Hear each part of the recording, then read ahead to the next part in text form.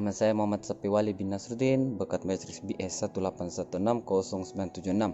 Oke, saya akan membuat satu dokumentari berkaitan dengan Okoke Sodomon bin Gunsanat di Keningau. Oke, saya akan memberitahu biodata Okoke Sodomon. Okoke Sodomon ini dilahirkan pada 1894 dan beliau merupakan suku kaum Kauijau, yaitu suku kaum terhasil dari perkawinan campur kaum dusun dan murut di kawasan pedalaman Keningau. Lepas itu latar belakang mengenai Okoke Sodomon merupakan tokoh yang bertanggung jawab di sebalik tabir menjadikan suku kaum Kuijau berpengaruh di sekitar utara Pulau Borneo ketika itu.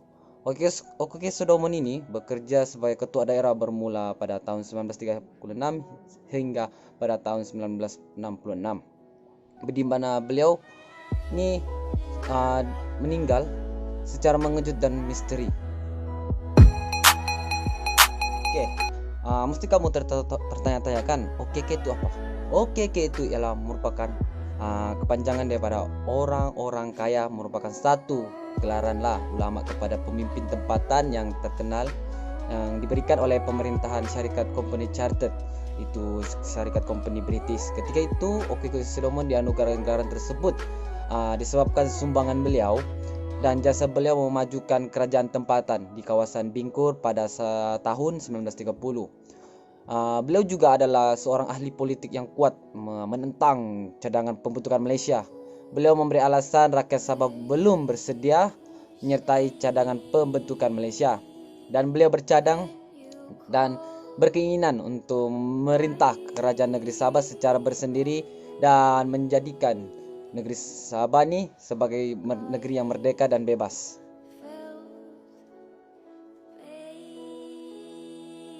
Oke, seterusnya bagaimana beliau mencuburi dalam ahli politik. Beliau mencuburi ahli politik pada tahun 1962 dan menumbuhkan satu parti, yaitu Parti Pasuk Momogun, yang dibantu oleh adik kandungnya sendiri, yaitu Datuk JS Sudan. Parti ini Momok Susugun ini sangat berpengaruh di kawasan pedalaman dan juga di seluruh negeri Sabah pada ketika itu. Namun beliau tidak sempat merealisasikan impiannya kerana mati secara mengejut pada 8 Mac 1966, lebih kurang setahun sebelum pilihan raya pertama di negeri Sabah diadakan. Selepas kemeninggalannya Okoke Sodomon, Okoke Sodomon meninggalkan satu rumah yang dikenal dengan rumah Okoke Sodomon yang terletak di kawasan Bingkur ya.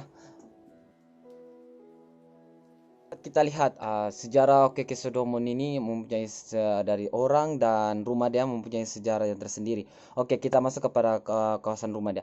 Sebenarnya rumah besar itu melalui beberapa peristiwa dan fase perubahan dalam sepanjang tempo yang dibina sehinggalah ke sekarang ini.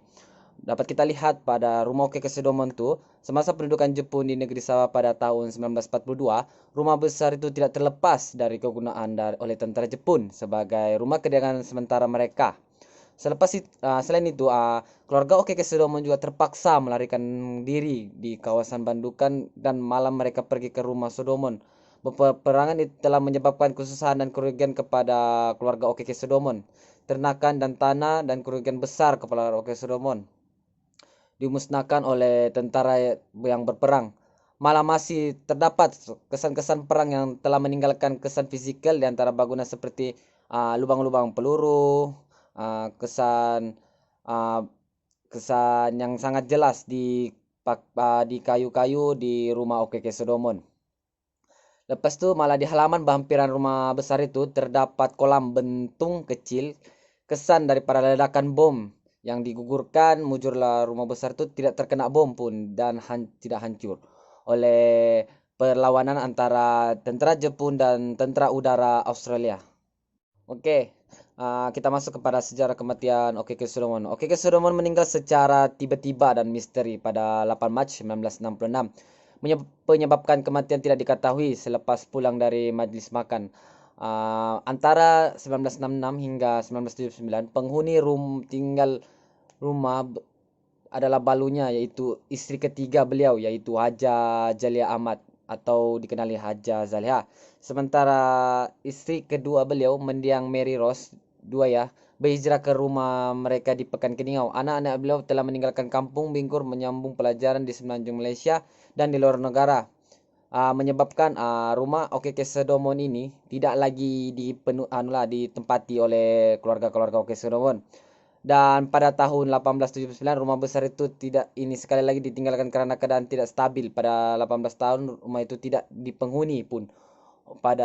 Hanya pada tahun 1996 barulah waris keluarga Okeke Sedomon memutuskan mengubah suai memperbaiki rumah besar dan segera memulihkan persekitaran kembali seperti dahulu di rumah Okeke Sedomon.